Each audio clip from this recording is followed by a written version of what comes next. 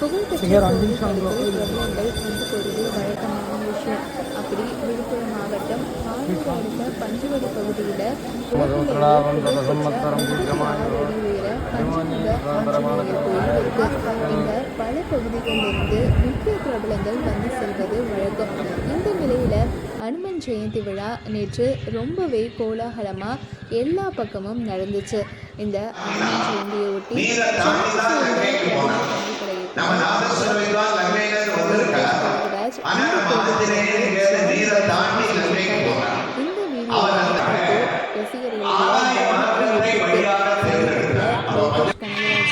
மனநிலை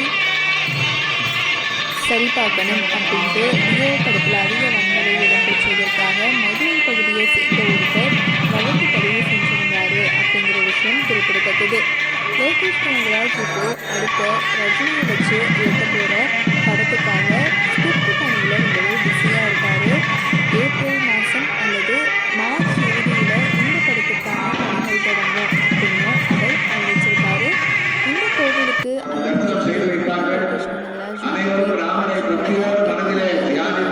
விசேஷமான ஒரு பாதுகை